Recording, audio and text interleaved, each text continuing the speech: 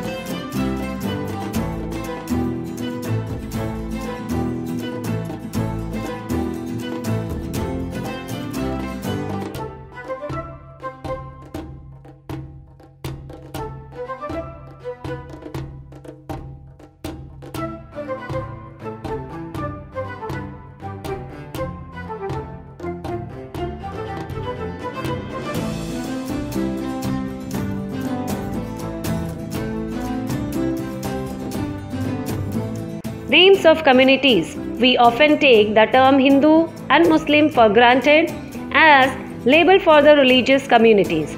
Historians who have studied Sanskrit texts and inscriptions dating between 8th to 14th centuries pointed out that terms Musalman or Muslim was virtually never used.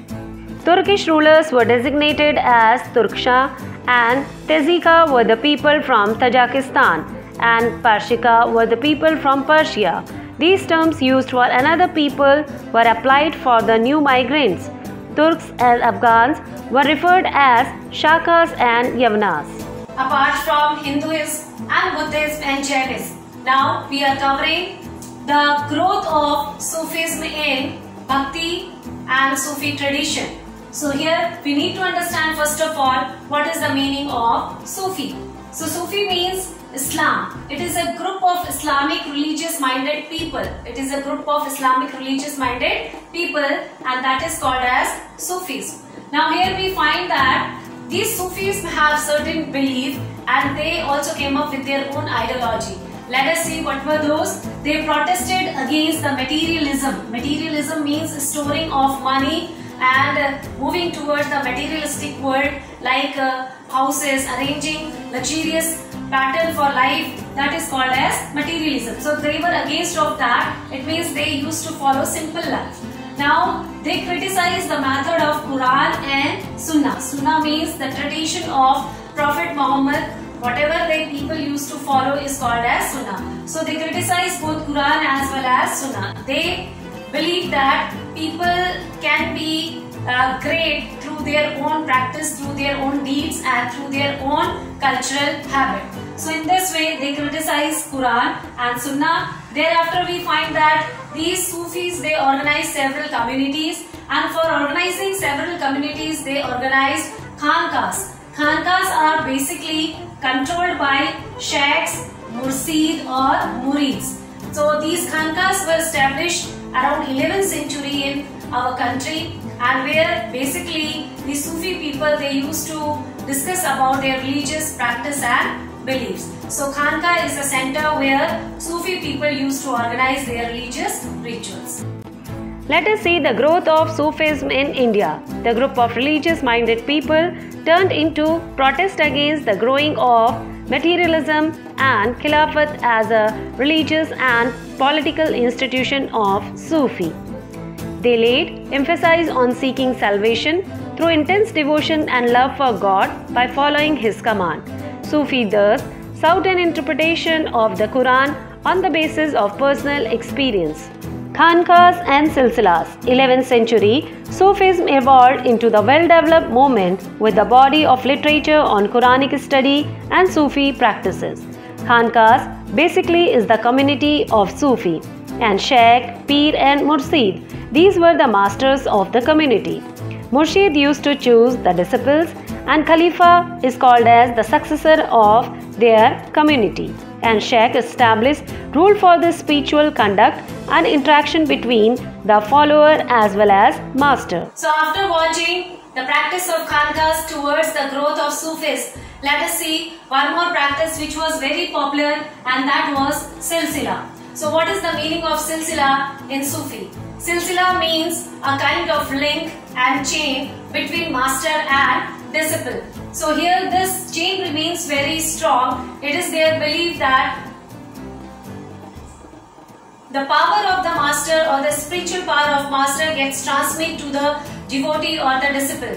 For that they need to pass on with certain ritual and they used to do that ritual. Under that ritual they used to take oath, they used to wear patched garments and also they used to shave their hairs. So these are the practice which comes under the silsila. So Khanka is the place where they used to discuss about the rituals, they used to do the meditation or they used to discuss about the policies. And silsila is a kind of practice where they want to continue their knowledge and they want to transmit that knowledge to their disciple or the followers. Now here, one more thing we need to understand. What happened if suppose any peer or sheikh they used to die? What happened in that place? So according to this Sufi tradition and trend, we find that these sheikhs when they used to die, that place is regarded as Dargah, and that place later on become the center of devotion for all the followers who used to follow that particular sheikh or particular peer. So in this way we understood that in Sufis the death of any peer is regarded as a very holy place, and later on in the time period of 12th century that Dargah and became the place of pilgrimage for the Sufi people. The word silsila literally means a chain, which signifies continuous link between master and disciple, stretching an unbreakable spiritual genealogy to the Prophet Muhammad. Sufi silsila began to crystallize in the different part of the Islamic world around 12th century. When Sheikh died, the tomb shrine, which is called Dargah in Persian term, which means court, became the center of devotion for the followers. This encouraged the practice of pilgrimage or ziyarat to his grave, particularly on the death anniversary. Outside the Khanqahs, many scorned Khanqah and took the medicency and observed celibacy. They ignored rituals and observed extreme form of ascetism.